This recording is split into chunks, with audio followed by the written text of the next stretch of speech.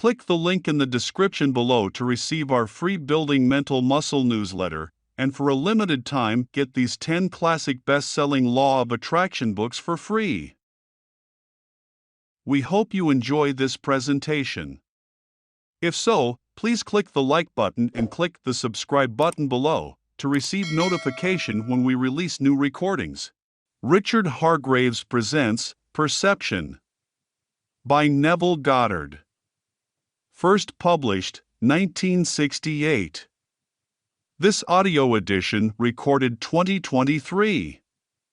Digitally narrated using the voice of Jeff Masters for buildingmentalmuscle.com.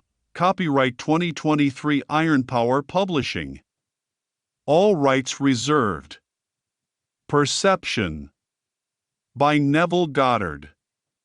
There is nothing that appears in perception which cannot be duplicated in fancy, and what the world perceives is all imaginative in character.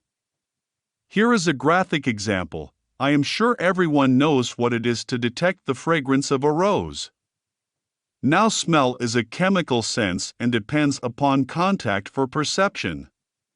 But does one really need a rose to detect its fragrance?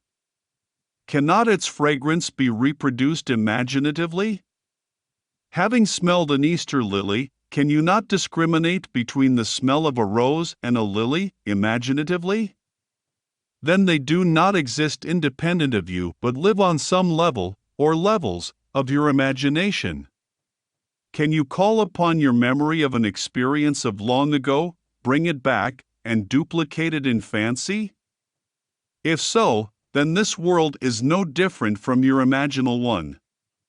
In 1820, William Blake wrote The Presence of the Divine Teacher, in which he said, "Man is all imagination and God is man and exists in us and us in him. The divine body Jesus, we are his members." In this statement, Blake does not separate the members from the one body, the one Spirit, one hope, one Lord, one faith, one God and Father of us all. There is only one imaginal body. We are all his members, for we are all imagination. You can reproduce and duplicate any perception you have ever encountered in your imagination. A friend or dear one does not need to be physically present for you to think of him. Nor do you have to be in your living room in order to see its contents. You can see the plains of Kansas, the mountains of Colorado, or the great Mississippi River without being there. So, when we think from the premise of this as a world of imagination, we start on solid ground, for imagination is he who creates reality. There is no fiction in the true sense of the word, for when a state is imagined, it is created. Prayer is imagination drenched in feeling. A desire, drenched in the feeling of fulfillment, objectifies itself. This I know to be true, so regardless of what the world thinks, when you reproduce anything in your mind, it takes on form in your outer world. Everything here was once only imagined. The clothes you wear, the chair in which you are now seated, the building which houses you, all were first only imagined. Everything begins and ends in the human imagination. The source of all phenomena is divine imagining, which is God himself. Scholars consider the 82nd Psalm as the most difficult psalm in the entire Bible. Thomas Shane, the editor of the Encyclopedia Biblica, said of this psalm, "The ideas may be perennial, but their outward forms have long since ceased to be understood, and give the greatest challenge to the imagination of any interpreter." Here is the essence of the psalm. God has taken his place in the divine council. In the midst of the gods, he holds judgment. I say, you are gods, sons of the Most High, all of you. Nevertheless, you will die like men and fall as one man, O princes. The word which troubled the great scholars is Elohim. It is a plural word which may be translated as God or gods. God, Elohim, has taken his place in the divine council, proclaiming, "You are gods, Elohim." God is a compound unity of one made up of others. It takes all of the generations of men and their experiences to form the one God. The Elohim is not something distinct and separate from the many, for unity has a presence. Having fallen into division, we will return to the presence of unity. Divided in a world of generation where all things die, we will return to the divine society where all things live. The presence is being formed by the return of the fallen man who carried all of the gods with him in his fall. It is not I, and another called the Lord.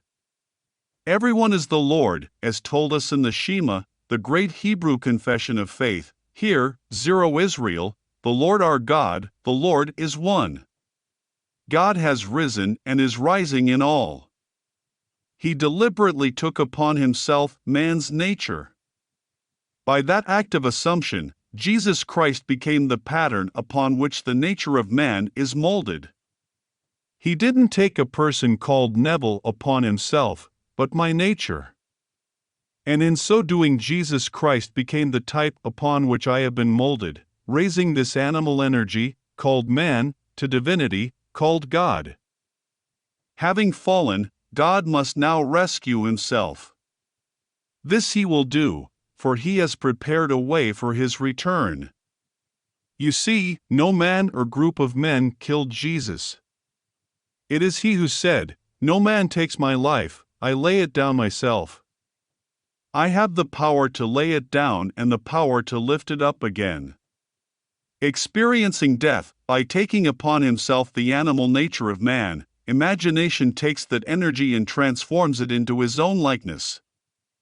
God is the great lover and artist who will transform you, his son of division, into himself, the image of love.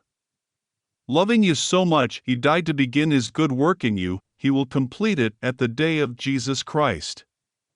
On that day you will rise to his level, to discover that you and he are one creative power of love. There is only one way to return to the awareness of being God the Father, and that is to follow the pattern of the true words which you have heard from me. I tell you from experience, you will awaken, rise, and are born from above. 5 months later, David will stand before you and call you Father. 4 months from that date, your spiritual body will be split, and he who wove it for you will unwind himself as you. Then 2 years and 9 months later, the Holy Spirit, in the form of a dove, will descend upon you and smother you with love. Do not believe in any being on the outside. Make a decision within yourself now to radically change your attitude toward another and persuade yourself that what you believe is true. If imagining creates reality, and you practice repentance by radically changing your mind, you can take anything that displeases you and change it. Then persuade yourself that the change is real. Expect it to mold itself in harmony with what you are thinking, and the man, woman, or room will bear witness to your repentance. When you change your attitude towards another, he must change his attitude towards you. Are we not told we love him because he first loved us? It always starts with self. If you want him to be different, you must initiate the change. And as you do, you are practicing repentance, for the time is fulfilled and the kingdom of heaven is at hand. It is now time to repent and believe the gospel. Nothing is so well concealed as the goodness of God. Look around and you will see murder, rape, and crime at every moment of time. So how can God be good or loving? It is hard to believe, and will not be understood until the end, when that which has been concealed will be revealed. We are told, the Spirit of the Lord will not turn back until he has executed and accomplished the intents of his mind. In the latter days you will understand it clearly. Jeremiah, chapter 22. So, in your last days, when you come to the end of the play, the goodness, the greatness, and the love of God will be revealed. Do not concern yourself with those who have no interest in hearing the truth concerning the mysteries of God. Don't try to change them. If they are complacent and believe theirs is the only truth, leave them alone, and maybe when they die their death will force them to modify the ideas they have championed here. There will be no Jesus Christ standing on the outside to greet them or angel to meet them. Rather, they will be restored to life in a body the same as before, only young. They will be in a terrestrial world like this, in an environment best suited for the work yet to be done in them. Even though the color of their skin may have changed, you will know them when you see them. No matter how many masks your friend may wear, you will always know the identity behind the mask. He who started the journey is wearing your mask right now, and he will continue to wear masks until he has executed and accomplished the intents of his mind.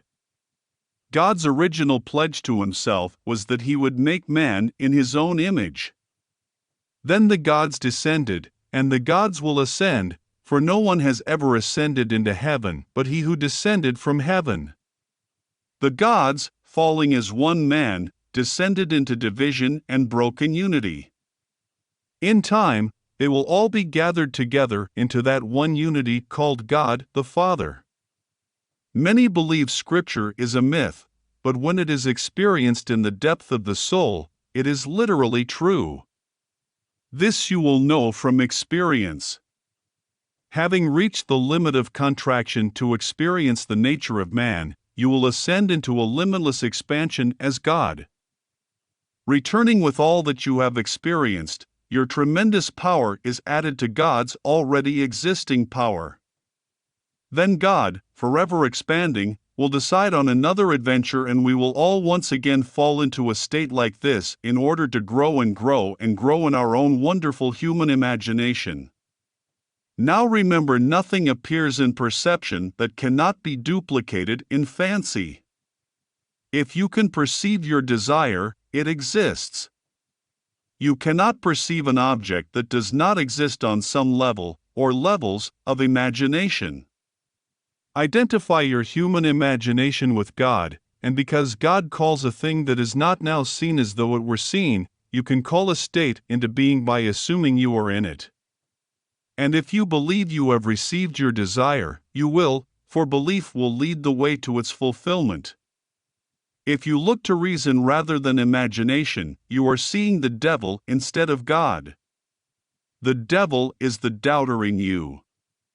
He questions your belief, saying, "If you are the Son of God, then turn this stone into bread." Cast yourself down, and his angels will lift you up. All of these challenges are made by self-doubt.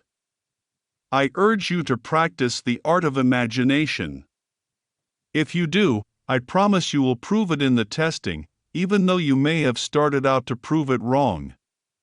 Now let us go into the silence. End of lecture.